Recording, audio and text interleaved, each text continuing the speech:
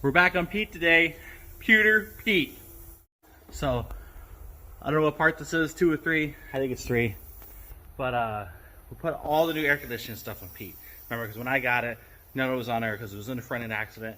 Years ago, my buddy bought it, and then now I got it, and now I'm finally getting all the air conditioning hooked up. Well, I tried to pull a vacuum on it, and it would not pull a vacuum. I couldn't hear the vacuum leak, right?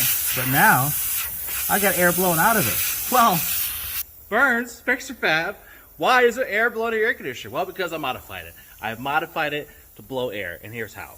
I got a regulator, compressed air, going up to my gauges. I've only got 28, 30 pounds going in, just enough, right? Just enough to be a little dangerous. But now I can hear it, and I can feel it right there. So the O-ring must be off or something. But yeah, you can't do that normally until you make something. Fix it or you fabricate it. Well, I think I found our problem. I had this one on there, which is a lot wider than that one. So luckily I still had the old part, and I didn't do a like for like. What I did was, well, this one fits.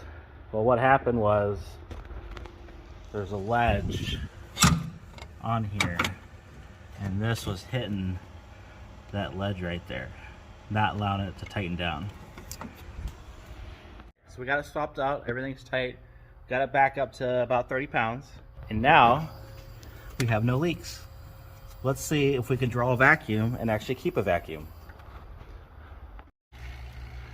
All right, we're holding about 20 inches of mercury. We'll let that sit. So what I do is open up the low pressure, let that run. And close this, let it sit. Might have a slow leak, but we're gonna let it sit for a little bit and go from there. So, thanks for watching. I think we all learned something here.